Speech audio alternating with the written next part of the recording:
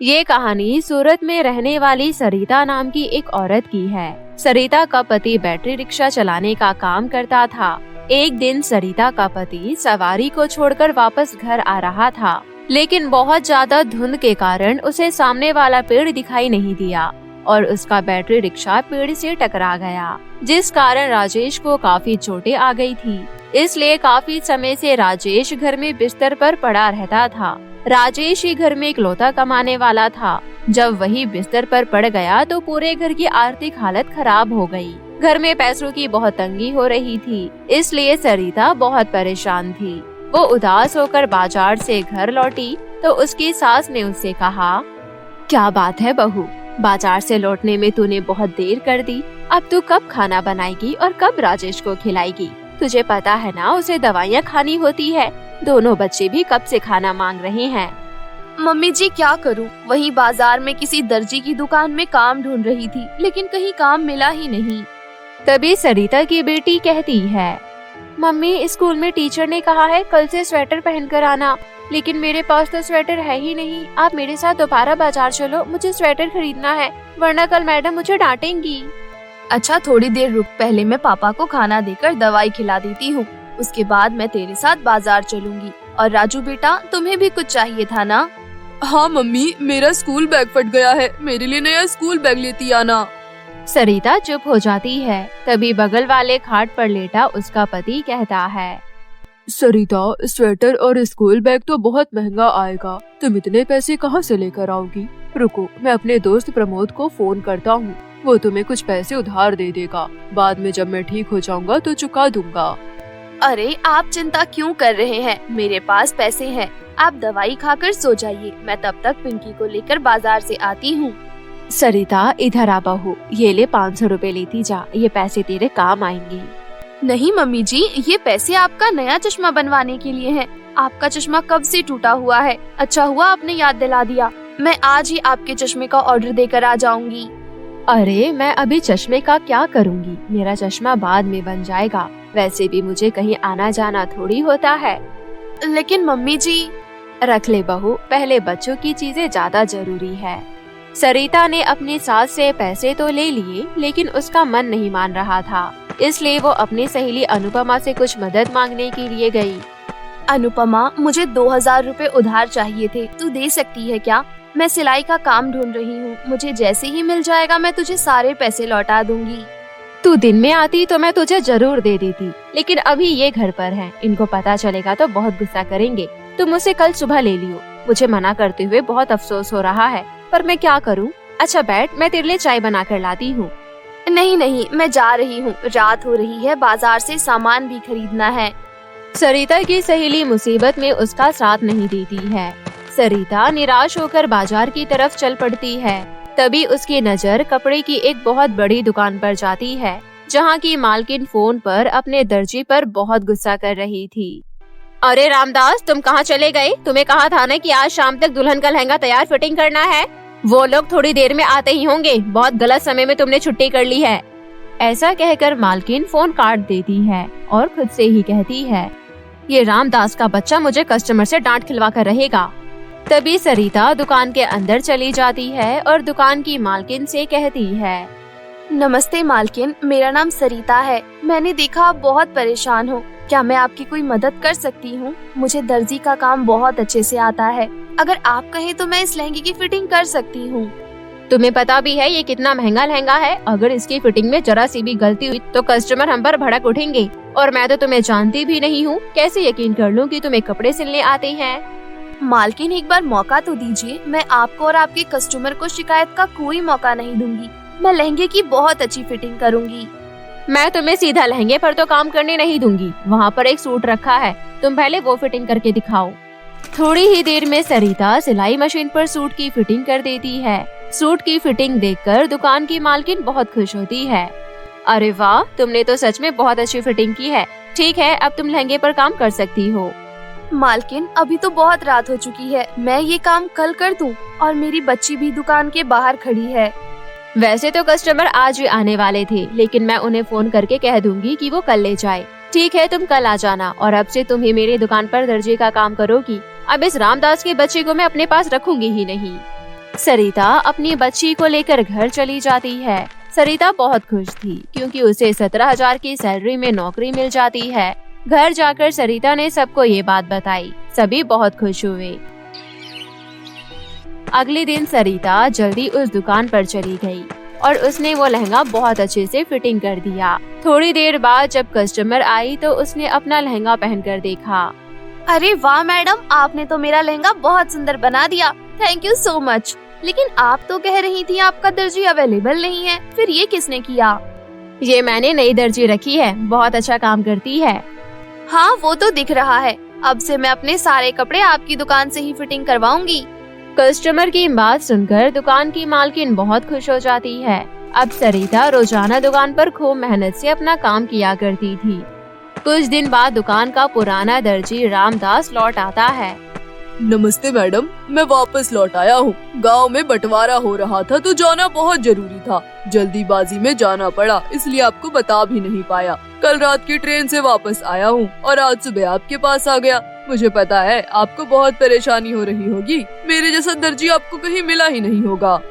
वो सामने उस औरत को देख रही हो, तुम्हारी जगह काम कर रही है और तुमसे लाख गुना अच्छा काम करती है। तुम्हारे रोज रोज छुट्टी करने की आदत से मैं बहुत परेशान हो गई थी, इसलिए मैंने तुम्हारी परमानेंट छुट्टी कर दी है। अब तुम जा सकते हो। सरिता जरा इधर आना, ये लहंगा फिटिंग करना है, जरा इसे अच्छे से कर देना। ठीक है मालकिन, मैं कर दूंगी। अच्छा, तो ये मैडम काम करने लग गई है मेरी जगह। कोई बात नहीं, मैं कहीं और काम ढूंढ लूंगा।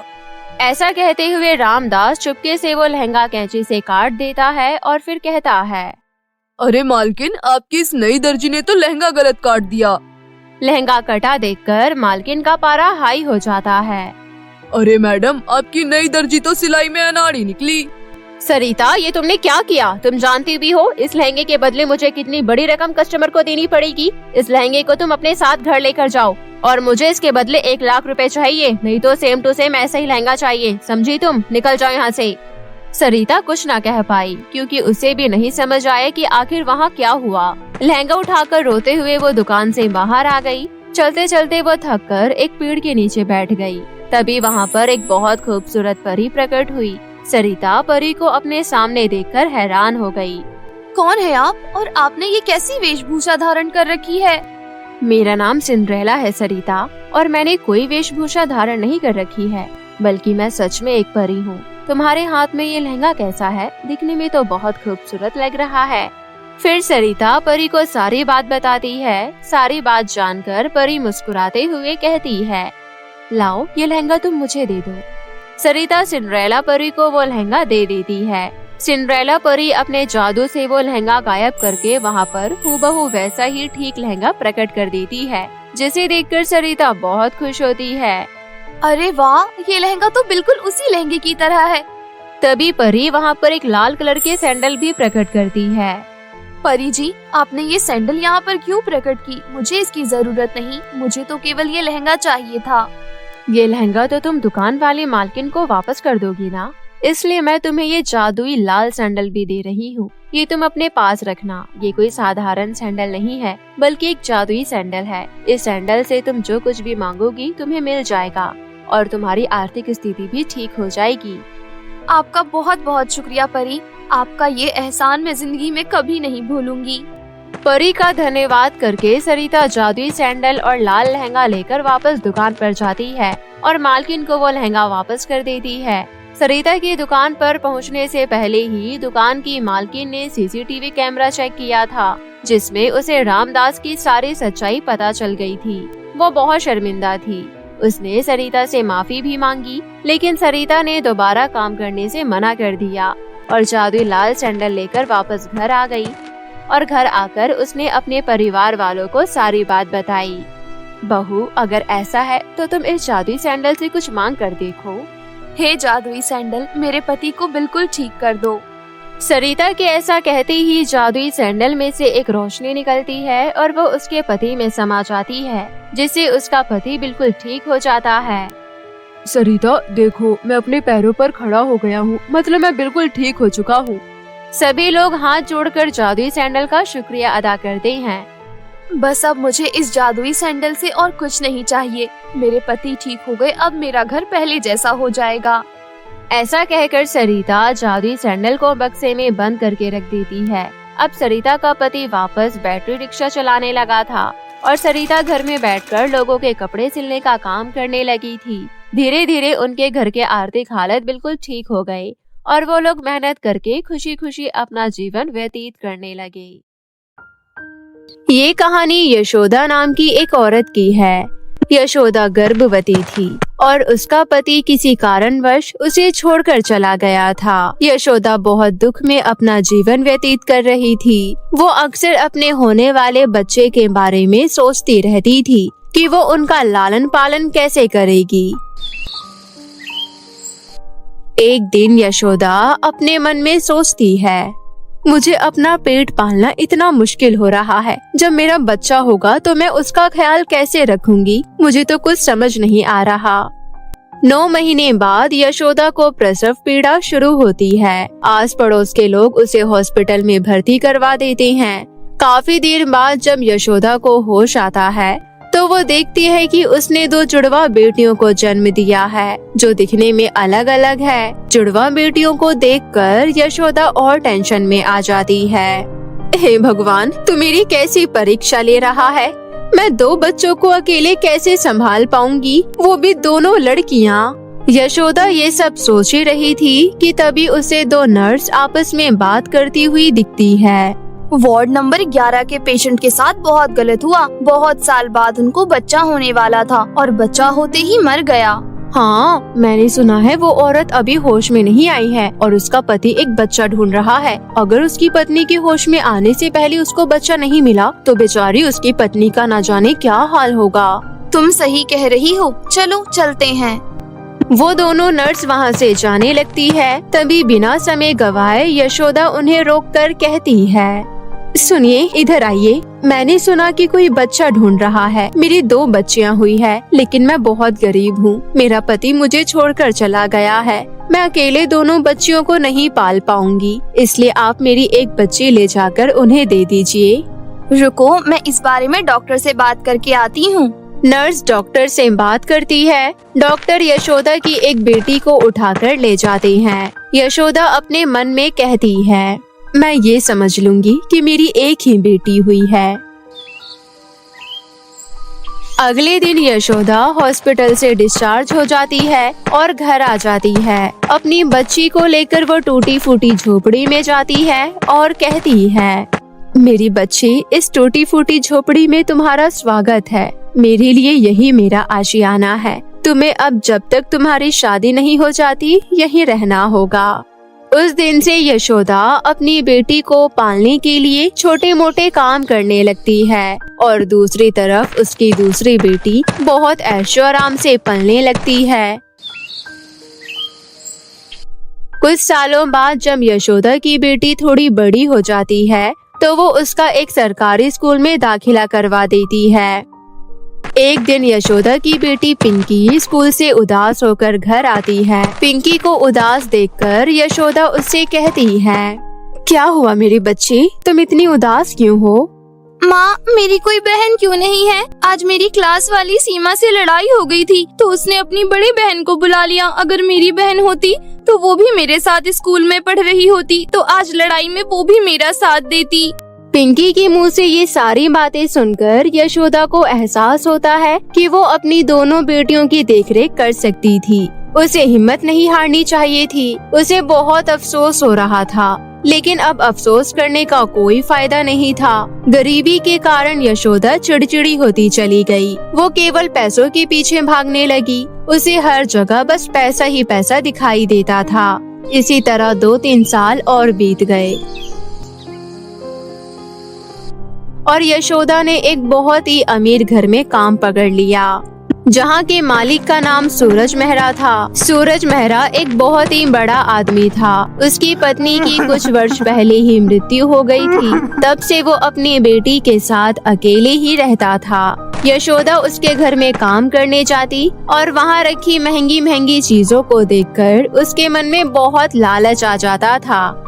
बाप रे, मालिक के किचन में कितने सारे काजू बादाम रखे हुए हैं। एक काम करती हूँ, इन्हें अपने पल्लू में बांधकर घर ले जाती हूँ। मैं और मेरी बेटी आराम से खाएंगे।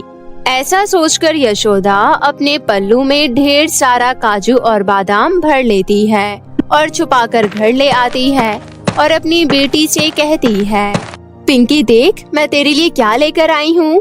अरे वाह माँ, आप तो काजू और बादाम लेकर आई हो। मैंने ये कभी नहीं खाए, पर इनके बारे में बहुत सुना था। खा ले, बहुत पौष्टिक होती है ये चीजें, तेरे अंदर ताकत आएगी। तुझे पता है, मालिक के घर से चुरा कर लाई हूँ, वरना हमारे पास इतने पैसे कहाँ जो मैं तुझे ये सब खिला सकूँ। यशोदा ने अपने साथ साथ अपनी बेटी को भी गलत ज्ञान देना शुरू कर दिए। जब भी वो मालिक के यहाँ से कुछ चोरी करके लाती तो अपनी बेटी को बताती थी, जिससे पिंकी भी प्रभावित होती थी। इसी तरह पिंकी अपनी माँ की तरह लालची और पैसों के पीछे भागने वाली बन गई। इसी तरह काफी दिन बीत गए।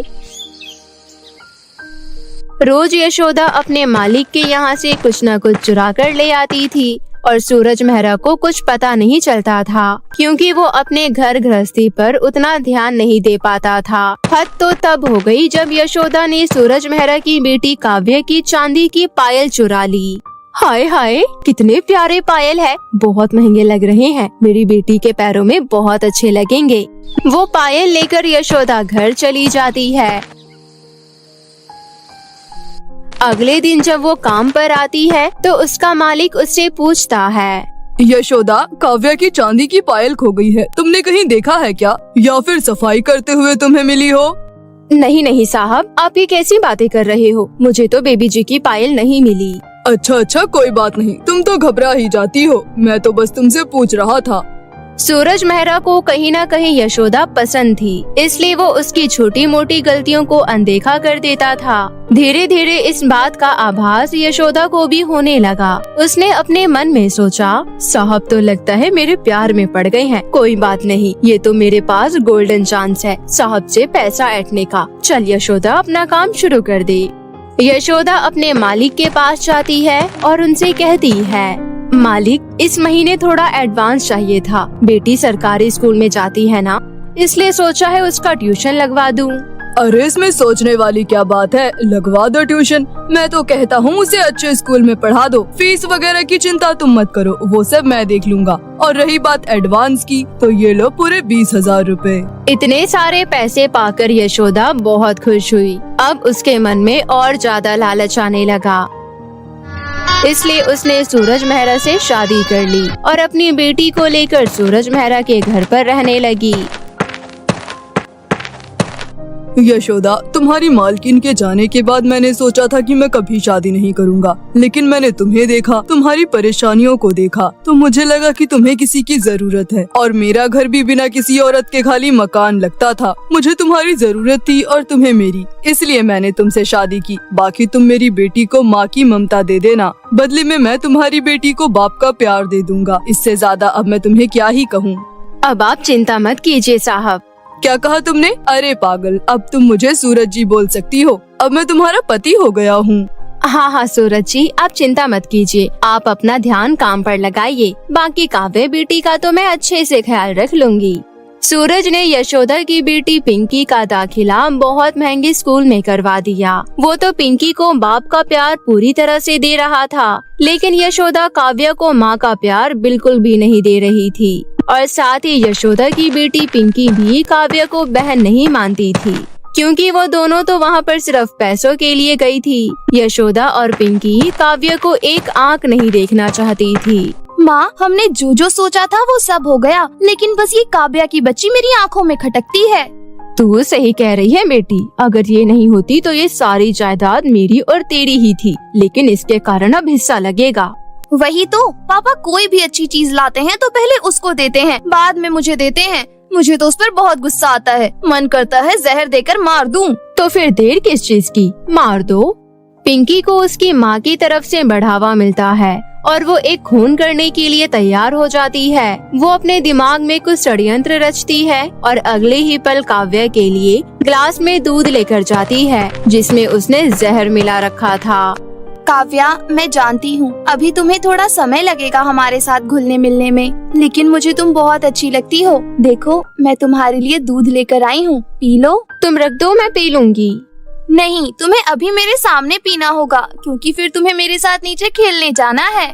काव्या वो दूध पी लेती है। दूध पीते ही उसे धीरे धीरे चक्कर आने लगते हैं, लेकिन उसे लगता है ये साधारण से चक्कर होंगे। वो पिंकी के साथ खेलने के लिए सीढ़ियों से नीचे जाने लगती है। तभी पिंकी मौका पाकर काव्या को धक्का दे देती है, ताकि उसके पिता को ये ना पता चले कि उसकी मौत जहर खाकर हुई है। काव्या धड़ाम से सीढ़ियों के नीचे गिर जाती है और बेहोश हो जाती है। यशोदा और पिंकी को पता था कि काव्या अब नहीं बचेगी, इसलिए उन्होंने तुरंत सूरज को फोन कर दिया। सूरज भागा भागा घर आया और अपनी बेटी की ऐसी हालत देखकर वो रोने लगा। तुम पागल हो गई हो? इसे हॉस्पिटल लेकर क्यों नहीं गई? मैं अभी एम्बुलेंस को फोन करता हूँ। सूरज एम्बुलेंस को फोन करता है और वो पूरा परिवार फौरन हॉस्पिटल पहुँचता है। डॉक्टर तुरंत काव्या को एडमिट कर लेते हैं। वो हॉस्पिटल वही था जिसमें यशोदा ने अपनी दोनों बेटियों को जन्म दिया था। वो हॉस्पिटल देखकर यशोदा की पुरानी यादें ताजा होने लगती है और पिंकी अपने मन में ये सोच रही होती है कि कुछ भी हो जाए लेकिन काव्या बचनी नहीं चाहिए। पूरे 2 घंटे तक काव्या का ऑपरेशन चलता है। 2 घंटे बाद डॉक्टर बाहर आते हैं और कहते हैं, देखिए, पेशेंट की हालत बहुत खराब थी। उनके शरीर में पॉइजन था। अगर आप उन्हें समय पर नहीं लाते तो उनको बचाना बहुत मुश्किल था। बाय द वे, अब वो डेंजर जोन से बाहर हैं। सूरज बहुत खुश होता है, लेकिन उसे ये समझ नहीं आता कि आखिर काव्या के शरीर में जहर कैसे गया। पिंकी और यशोदा पूरी तरह से घबरा गई थी, क्योंकि उनको बिल्कुल उम्मीद नहीं थी कि काव्या बच जाएगी, लेकिन वो बच गई। सूरज यशोदा से कुछ कहता उससे पहले ही वहाँ पर एक दूसरा डॉक्टर आता है और कहता है, अरे सूरज जी, आप और आपकी वाइफ कैसी है? एक्चुअली कुछ साल पहले वो मुझे और काव्या को छोड़कर चली गई थी। ओहो, सो सॉरी। और आपकी बेटी कैसी है? मैं उसी को लेकर आया हूँ। पता नहीं कैसे सीढ़ियों से गिर गई और डॉक्टर बता रहे हैं उसके पेट में उन्हें पॉइजन जैसा कुछ मिला है, लेकिन अब वो डेंजर जोन से बाहर है। लेकिन मानना पड़ेगा सूरज जी, आपको किसी और की बेटी को बिल्कुल अपनी बेटी की तरह पाला है आपने। कभी उसे पता नहीं लगने दिया कि आप और आपकी वाइफ उसके अपने माता पिता नहीं थे। भला हो उस औरत का जिसने अपनी बेटी आपको दे दी थी। हाँ, मैं उस औरत से मिल भी नहीं पाया था। डॉक्टर और सूरज की बात यशोदा सुन रही थी। उसके तो पैरों तले जमीन खिसक गई। जिस लड़की को उसने अपनी बेटी से जहर दिलवा दिया, वो लड़की उसकी खुद की ही बेटी थी। जब यशोदा को ये बात पता चली तो उसको एक एक करके अपनी सारी गलती का एहसास होने लगा। जैसे ही काव्या होश में आई, यशोदा भागकर उसके पास गई और उसे गले से लगा लिया। पीछे से सूरज और पिंकी भी वहाँ आ गए। मुझे माफ कर दे मेरी बच्ची, मैं नहीं जानती थी कि तू मेरी ही बच्ची है। गरीबी ने मुझे इतना बुरा बना दिया, मैं कभी सोच भी नहीं सकती थी। मैं हालातों की मारी तुझे किसी और को देना पड़ा था मुझे। आज मुझसे बहुत बड़ा पाप हो गया, मैं अपने आप को छोड़ूंगी नहीं। क्या हुआ यशोदा, तुम ऐसी बातें क्यों कर रही हो? तब यशोदा सूरज को सारी बात बताती है कि वही वो औरत है जिसने अपनी बेटी उसको दी थी और वही है जिसने अपनी बेटी को उसे जहर देने के लिए प्रेरित किया था। सूरज को यशोदा पर बहुत गुस्सा आता है। वो यशोदा पर हाथ उठाने ही वाला होता है कि तभी काव्या उसे रोक देती है। नहीं पिताजी, आप ऐसा नहीं करेंगे, माँ पर हाथ मत उठाइए। काव्या की ये बात सुनकर यशोदा शर्मसार हो जाती है। पिंकी को भी अपनी गलतियों का एहसास होता है। वो दोनों उससे माफी मांगते हैं और वहाँ से जाने लगते हैं, लेकिन सूरज का दिल पिघल जाता है और वो उन्हें रोक लेता है। कुछ दिनों में काव्या ठीक होकर घर आ जाती है। उस दिन के बाद से वो सारा परिवार अपना जीवन खुशी खुशी व्यतीत करने लगता है। तालाब में जादुई फ्रॉक का घर। सोनपुर गांव में काजल अपने मौसा मौसी के साथ रहती थी। काजल बहुत मेहनती और दयालु लड़की थी, लेकिन उसके मौसा मौसी बहुत लालची और चालाक थे। काजल अपने घर के कामों के साथ साथ अपना खुद का बुटीक चलाती थी। बुटीक से उसे जो भी कमाई होती थी, उसका सारा पैसा उसके मौसा मौसी उससे ले लेते थे और काजल बेचारी वो सारे पैसे उन्हें दे देती थी। एक दिन बुटीक से थक कर जब काजल घर आती है, आ गई बेटा, आजा, आज मैंने तेरे पसंद के गोभी के पराठे बनाए हैं। मौसी, आज कोई पैसे नहीं मिले मुझे बुटीक से। पैसे नहीं मिले? क्यों नहीं मिले पैसे? अच्छा, समझ गई, आज तूने फिर से बिना पैसे लिए किसी के कपड़े सिले हैं। मैं सही बोल रही हूँ ना? मौसी, वो लड़की बहुत ही गरीब थी और उसके पास फ्रॉक सिलाने के लिए पैसे नहीं थे, इसलिए मैंने उससे बिना पैसे लिए ही उसकी फ्रॉक सिल दी। वाह वाह वाह वाह, हम तो जैसे बहुत अमीर दिखाई देते हैं। अरे तुझे सबका दुख दिखता है, हमारा क्यों नहीं दिखता?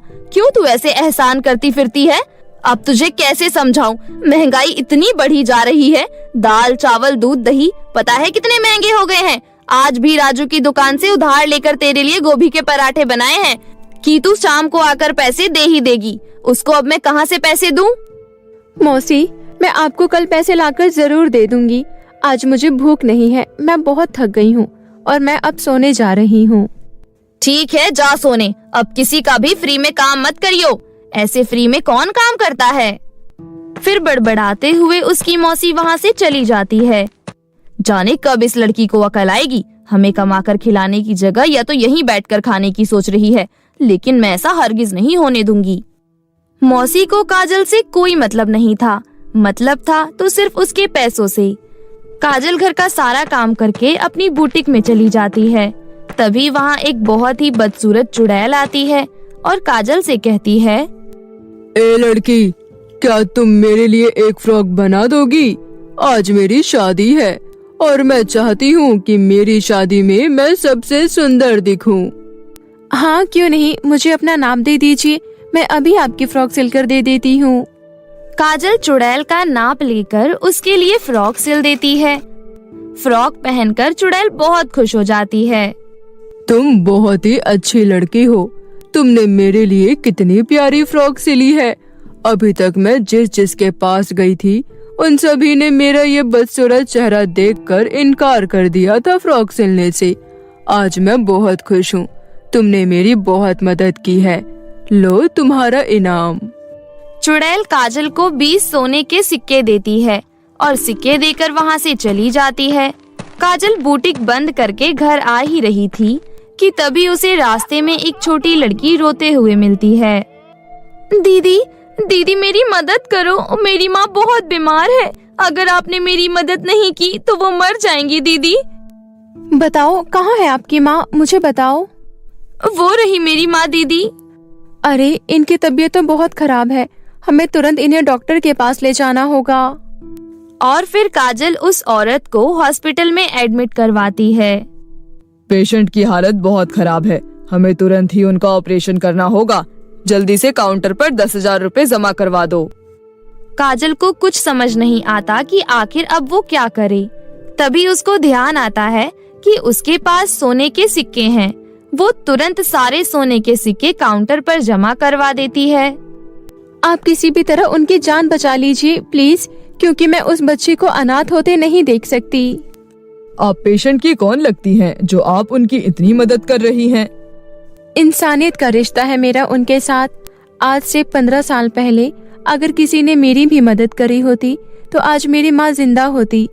अनाथ होने का दुख मुझसे ज्यादा और कौन समझ सकता है। इतना बोलकर काजल बहुत ही ज्यादा भावुक हो जाती है। सॉरी, मुझे आपसे ऐसा सवाल नहीं करना चाहिए था। कोई बात नहीं, मैं ठीक हूँ, आप बस इन्हें बचा लीजिए। आप चिंता मत कीजिए, मैं अपनी तरफ से पूरी कोशिश करूँगा। 2 घंटे में ऑपरेशन सक्सेसफुल हो जाता है। काजल उन दोनों माँ बेटी को घर पहुंचाकर उनके खाने पीने का इंतजाम कर देती है। अगले दिन वो अपने घर जाती है। कहाँ थी रात भर? मैं पूछ रही हूँ, कहाँ मुंह काला करवा के आई है? ये कोई टाइम है तेरा घर आने का? और हाँ, पिंकी बता रही थी कि कल तुझे चुड़ैल ने 20 सोने के सिक्के दिए थे। सिक्के कहाँ हैं? ला दे मुझे। मौसी, सिक्के तो सारे खर्च हो गए। एक ही साथ में सारे सिक्के कहाँ उड़ा दिए तूने? अरे यही दिन देखने के लिए मैंने तुझे पाल पोस कर इतना बड़ा किया था। कल तक तू लोगों के फ्री में काम कर रही थी, अब अय्याशी भी करने लग गई। बता, किसको देकर आई है पैसे? काजल मौसी को कोई जवाब नहीं देती है। कोई जवाब ना पाकर मौसी आग बबूला हो जाती है। अब बस बहुत हुआ तेरा, अब से ऐसा नहीं चलेगा कि खाओ यहाँ और कहीं और पैसे उड़ा कर आओ। तेरी मरी हुई माँ कोई खजाना छोड़कर नहीं गई थी तेरे लिए। 15 साल से मैंने तुझे पाल पोस कर इतना बड़ा किया है, और जिस बुटीक को लेकर तू इतना रानी बनी फिरती है ना, वो तेरे बाप का नहीं है।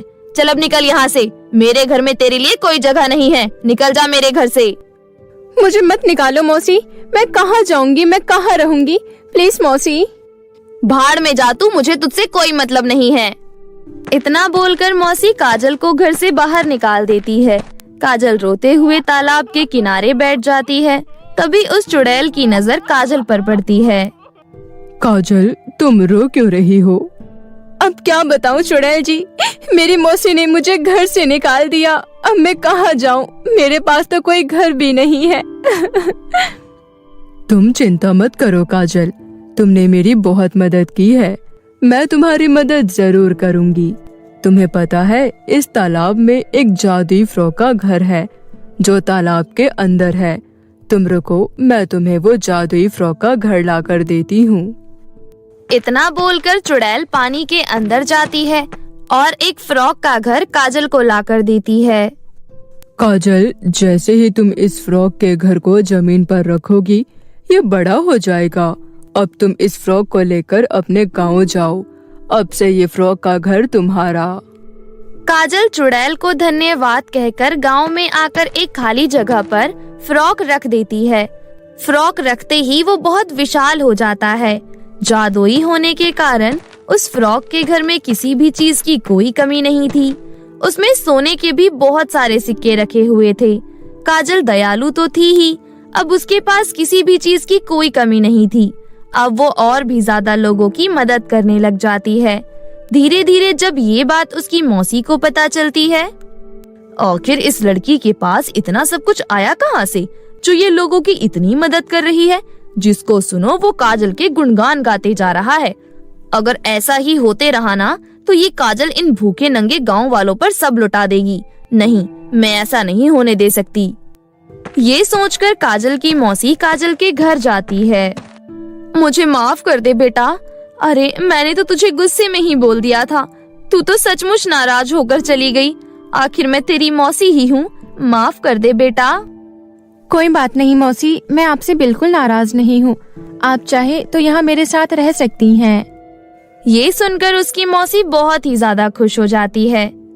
ये घर तो बहुत ही सुंदर है। यहाँ कितना सारा सोना और चांदी है। लेकिन अब मैं इस काजल की बच्ची को किसी की भी मदद नहीं करने दूंगी। मौसी काजल को लोगों की मदद करने के लिए मना करती है, लेकिन काजल मौसी की बात नहीं मानती। जो कोई भी काजल से कुछ भी मांगने आता, काजल उसे वो दे देती, जिससे नाराज होकर मौसी काजल को मारने का फैसला करती है। रात में जब काजल सो जाती है, तब मौसी चाकू से काजल के ऊपर हमला करती है। लेकिन तभी एक चमत्कार होता है और उसकी मौसी एक बंदरिया में बदल जाती है। हे भगवान, ये क्या हो गया? ये मैं क्या बन गई? तभी उसकी मौसी के कानों में फ्रॉक में से एक आवाज आती है। पापी औरत, धन के लालच ने तुम्हें इतना अंधा कर दिया कि तुम इस मासूम सी बच्ची की जान लेने जा रही थी। अब तुम हमेशा के लिए बंदरिया बनकर ही घूमोगी। यही तुम्हारी सजा है। अब जाओ यहाँ से। दोबारा अगर तुमने काजल को परेशान करने की कोशिश की तो मैं तुम्हें बंदरिया से मेंढक बना दूंगी, समझी तुम? इतना सुनते ही बंदरिया उछलते कूदते वहाँ से जंगल की तरफ भाग जाती है और दिव्या खुशी खुशी अपनी फ्रॉक के घर में रहने लगती है।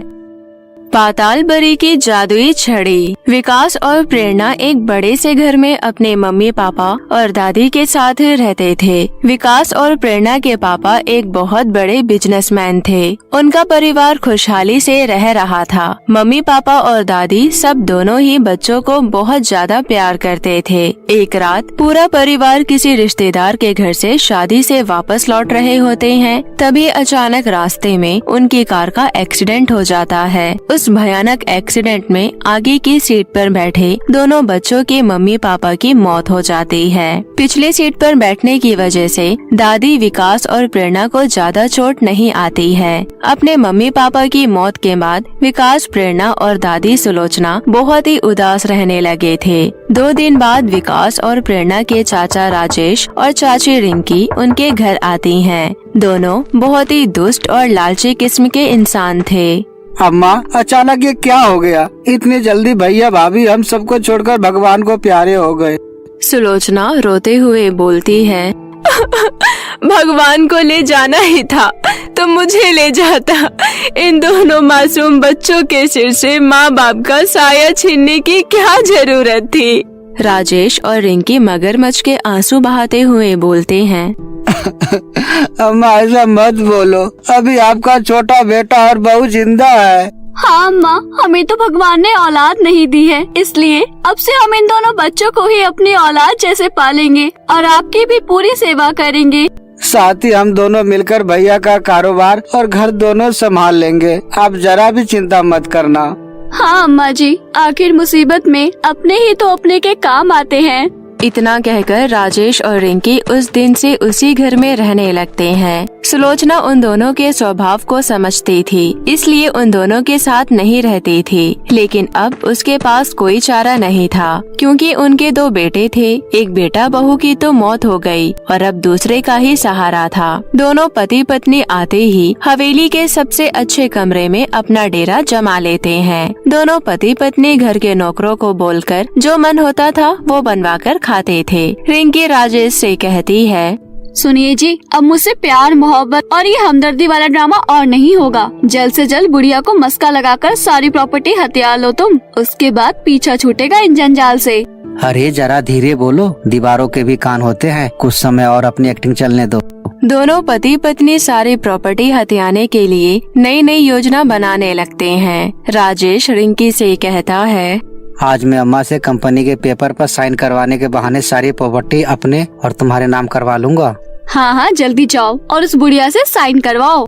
उसके बाद राजेश धोखे से अपनी माँ से सारी प्रॉपर्टी अपने और रिंकी के नाम करवा लेता है। प्रॉपर्टी अपने नाम होते ही दोनों पति पत्नी अपना रंग दिखाना शुरू कर देते हैं। रिंकी सारे नौकरों को छुट्टी दे देती है और सुलोचना और दोनों मासूम बच्चे विकास और प्रेरणा से घर के सारे काम करवाने लगती है। रिंकी उन बच्चों के साथ मारपीट भी किया करती थी। देखो मेरी बात सुनो, तुम दोनों जो भी बुरा करना चाहते हो मेरे साथ करो।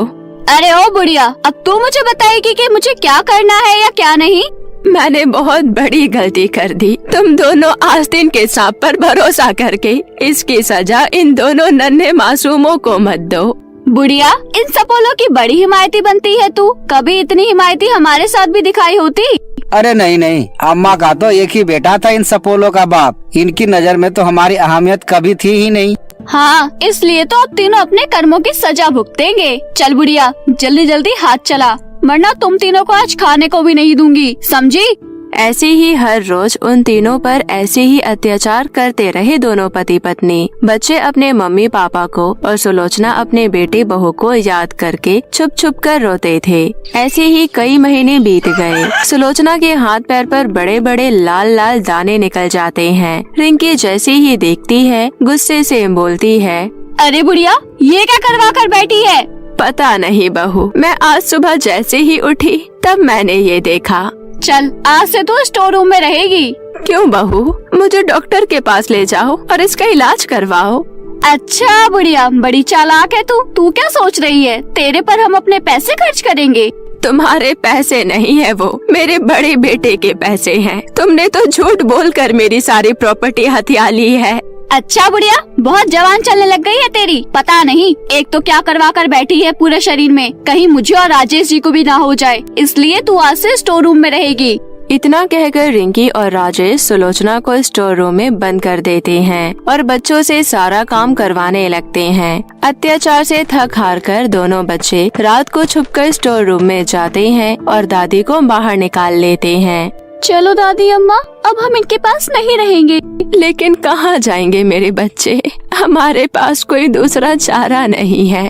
कहीं भी जाएंगे दादी अम्मा, लेकिन इन दोनों के साथ नहीं रहेंगे। बहुत हो गया इनका इतना टॉर्चर। जब तक हमसे काम करवाती थी तब तक तो ठीक था, लेकिन आज उन्होंने आपको स्टोर रूम में बंद कर दिया। आपके साथ इतना बुरा होता हुआ हम नहीं देख सकते। अपने पोता पोती की बात सुनकर सुलोचना की आंखों में आंसू आ जाते हैं। उसके बाद तीनों मौका देखकर घर से भाग निकलते हैं। तीनों रात के अंधेरे में चलते चलते गांव से दूर सुनसान जंगल में पहुंच जाते हैं। देखो बच्चों, हम चलते चलते कितने दूर तक सुनसान जगह पर आ गए हैं। अब आगे का तो कोई रास्ता मुझे नजर ही नहीं आ रहा। अरे दादी अम्मा, आप फिक्र मत कीजिए, कोई ना कोई रास्ता जरूर मिल जाएगा।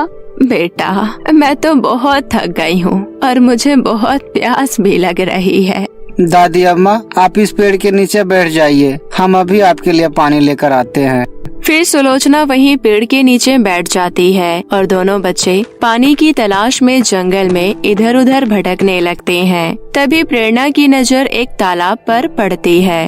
वो देखो भैया, तालाब, चलो वहाँ चलते हैं, मुझे लगता है वहाँ पानी जरूर मिल जाएगा। हाँ प्रेरणा, तुम सही कह रही हो, चलो वहाँ चलते हैं।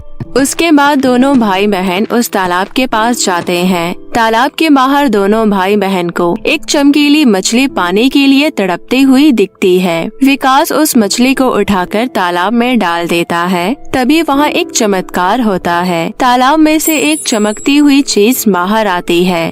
वो चमकती हुई चीज और कोई नहीं बल्कि पाताल की परी थी। परी दोनों बच्चों से कहती है, बच्चों, मैं पाताल परी हूँ। अच्छा, लेकिन आप मछली कैसे बन गई? बहुत समय पहले यहाँ एक तपस्वी तपस्या कर रहे थे और मैंने इसी तालाब का पानी उन पर छिड़क दिया, जिससे उनकी तपस्या भंग हो गई। गुस्से में आकर उन्होंने मुझे श्राप दिया और मैं मछली बन गई। मैं तब से पानी के पास रहकर भी पानी के लिए तड़पती रही। आज तो मासूम बच्चों की वजह से मुझे उस श्राप से मुक्ति मिली। बच्चों, तुम लोग इतनी रात को इस जंगल में क्या कर रहे हो? विकास और प्रेरणा रोते हुए सारी बात पाताल परी को बता देते हैं। दोनों बच्चों की बात सुनकर परी को उन पर बहुत दया आती है। परी अपनी जादुई छड़ी को तालाब के पानी में डालती है, जिससे तालाब का पानी जादुई हो जाता है। अब ये एक जादुई पानी हो गया है। इस पानी को जो भी पिएगा उसे कभी भी कोई रोग नहीं होगा। इस पानी को पीने वाले व्यक्ति हमेशा सुंदर और तंदुरुस्त रहेगा। इस तालाब का पानी अब से कभी खत्म नहीं होगा। पाताल परी दोनों बच्चों को एक जादुई छड़ी देते हुए कहती है, इससे तुम जो भी मांगोगे ये तुम्हारी सारी इच्छा पूरी करेगी। ये छड़ी हमेशा तुम तीनों की रक्षा करेगी। अगर कोई भी व्यक्ति इस छड़ी को चुराने की कोशिश करेगा, ये छड़ी उसे बहुत पीटेगी। उसके बाद पाताल परी उन तीनों के लिए एक बहुत ही बड़ा और सुंदर घर प्रकट कर देती है। उसके बाद परी वहाँ से गायब हो जाती है। विकास और प्रेरणा फटाफट तालाब का पानी लेकर सुलोचना के पास जाते हैं। दोनों बच्चे दादी के ऊपर तालाब का पानी छिड़क देते हैं। तालाब का पानी छिड़कते ही दादी के शरीर पर हो रहे लाल लाल दाने पूरी तरह से गायब हो जाते हैं। उसके बाद तीनों उस आलीशान घर में रहने लगते हैं। विकास और प्रेरणा और जादुई तालाब के पानी से सबकी बीमारी ठीक कर देते हैं और जादुई छड़ी से पैसे मांगकर गरीब लोगों की मदद भी किया करते थे। पूरे गांव में तीनों बहुत लोकप्रिय हो जाते हैं। वहीं दूसरी तरफ राजेश और रिंकी को उनकी किए की सजा मिल जाती है। उन दोनों के शरीर में भी लाल लाल बड़े बड़े दाने हो जाते हैं। जादुई तालाब के पानी के बारे में सुनकर दोनों वहां अपना रोग ठीक करने के लिए आ जाते हैं। उन दोनों को देखते ही जादुई छड़ी उन दोनों को पीटने लगती है। राजेश और रिंकी सुलोचना, विकास और प्रेरणा से अपने किए की माफी मांगने लगते हैं। तीनों उन्हें माफ कर देते हैं और तालाब के पानी से उन्हें स्वस्थ कर देते हैं। उस दिन के बाद से राजेश और रिंकी सारी प्रॉपर्टी विकास और प्रेरणा के नाम से कर देते हैं। उसके बाद राजेश और रिंकी दोनों बच्चों को अपना मान लेते हैं और सब खुशी खुशी रहने लगते हैं।